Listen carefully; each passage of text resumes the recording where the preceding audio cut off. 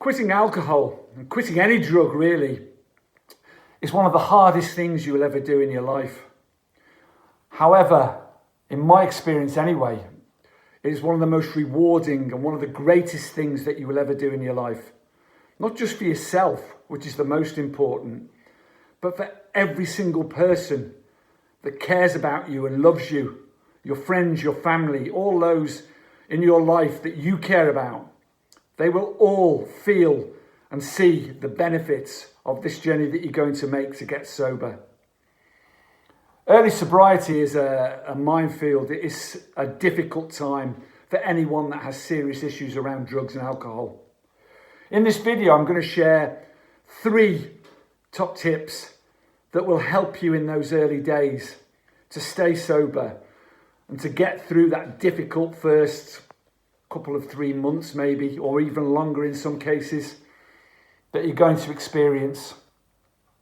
If any of my videos on this channel, and there are many now which relate to alcohol withdrawal, early sobriety, all the issues around getting sober and staying sober, have been any help to you or anyone you know, please click on the link in the description. I really want to take the channel on to the next stage. You can help do that. Find out how in the link in the description, and just give it a click and have a read. And thank you to all those who've done that already. Early sobriety requires a mindset. Number 1 tip, this. It has to become, and I think for many people this is where they trip up.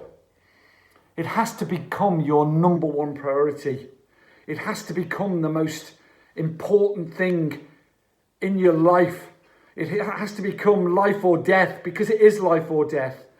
Alcoholism and addiction, in my experience, and I've lost many people that I know and care for to this illness. There's no doubt about it. It is life or death, because whatever stage you're at now, if you continue, it will escalate and escalate and escalate. You'll get sicker and sicker and sicker until it kills you. There's no doubt about that, because that's what this disease does. The thing is, many people go into sobriety, particularly early sobriety, with this mindset, oh, I'm never going to drink again. You know, they look into the far distant future that their life will never be normal. They'll never be a normal person again. They'll never have any fun again in their life. You know, they can't mix with people. They can't go to events that are important in their life, birthdays, weddings, parties, whatever it may be. They can't go out with friends. But this is just bullshit. Because, yes, it is difficult in those early days. And some of those friends and some of those people and some of those places, for your own sanity and for your own, to protect your own sobriety, you're going to have to avoid. However, don't look into the far distant future and say to yourself, oh, I'm never going to drink again. I can't do that. Forever's a long time. I'm sorry, but I'm just going to have to say the obvious. It is one day at a time.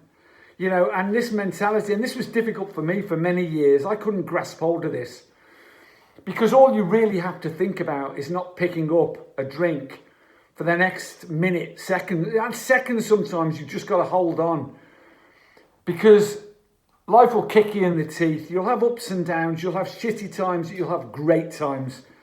That's what life's all about. It's a massive zigzag, a helter-skelter of bad times, good times, medium times. Times which are just along the concentrate. Some people call them boring, but you know, sometimes you just have to be glad of those times. Don't think too far ahead in your early sobriety. Just think in the moment if you can. I know it's difficult. You just have to protect that moment, not pick up a drink for that moment. And when you're feeling those itches and those cravings, you just have to remember to hold on.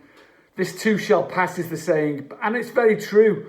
You know, the thing is about all these sayings, that they're there for a reason. They're there because they work. They're there because we should take note of them. And it will pass, and it will get better. And each day you get stronger and more able to deal with that moment. That's number 1. That mindset is crucially important. And also, just while I'm on the subject of mindset, it's not easy, sobriety. You have to work at it every single moment. That mindset has to be strong. You have to put the work in. You can't just toddle along and expect this thing to happen for you. You have to go out and grab it and grasp it and work for it and work every moment for it. You know, it won't just drop into your life like anything great in life or good in life. You know, you have to work for it. And that's the mindset you have to have. You have to grind and you have to sort of work away at it every single moment. Feelings and emotions, number 2.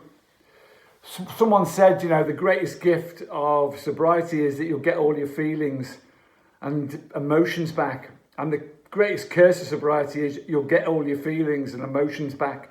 And that's very true, because many people, myself included, have used alcohol and drugs to numb those feelings and emotions for years and years and years in some cases. And when they come rushing back, it can be very overwhelming. You don't know how to handle them. You don't know how to deal with them. You have to learn to live again. In a sense, you have to learn how to feel again. The thing is, this is where a sounding board comes in. This is where you need peer support, in my experience. The one thing that held me back in my sobriety for so many years was I didn't have that peer support in place. I felt ashamed to talk about my feelings and emotions, particularly with other men, you know, which it was ridiculous in a sense. And now I'm free and open and I talk about those feelings and emotions.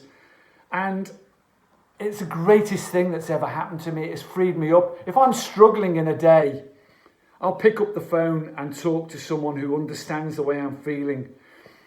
You know, what that peer support is absolutely down to you. Whether it's AA, NA, whether it's groups online, whether it's friends, family, whether it's a professional, doesn't matter. Whatever works for you is fantastic.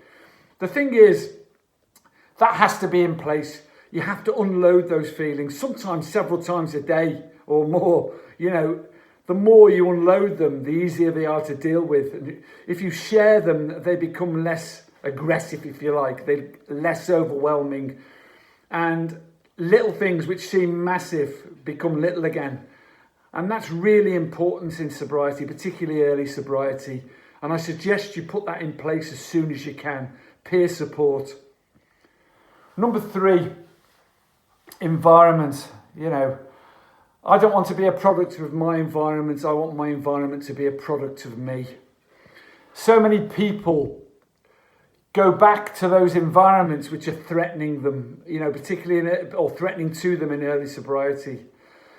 We have to avoid people, places and things that will take us down the wrong path.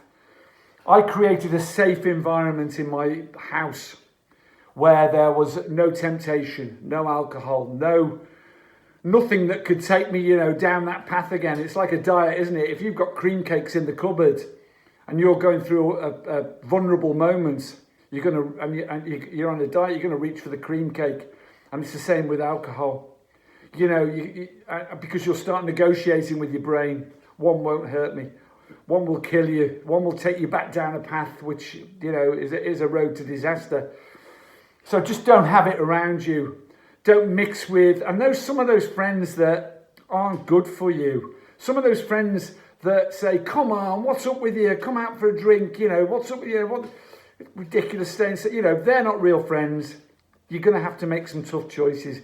Get rid of them, you know, and that's unfortunate. But if they're not supporting you wholeheartedly in your sobriety journey, then they're not real friends.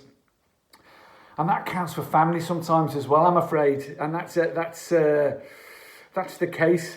If you're in a relationship that's destructive and you're enabling each other, then you're going to have to look very closely at that relationship and make some serious changes as soon as possible if you want to realistically stay sober.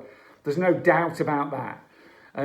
Also, places, you know, old places that you used to visit that are going to make you vulnerable. And if you have to avoid, you know, the supermarket aisles where all the alcohol is, because that was a place that you reached for a bottle, because sometimes those things happen automatically, you're going to need to do that to protect your sobriety. I think the thing that I'm trying to say is here in this video is that your sobriety has to be 100% your responsibility. You know, don't make excuses. Don't blame other people. Don't blame your past. Don't blame anything. Your sobriety now, from this moment on, is your responsibility. You have to work hard for it every moment sometimes of the day if you're serious about it. If not, then, you know, in my experience, you're not going to stay sober. So I hope that's been helpful for you. Carpe diem. Make the changes that are going to change your life today. It will be the greatest thing you'll ever do in your life for you and everyone that loves you. Good luck and much love to you. Bye-bye.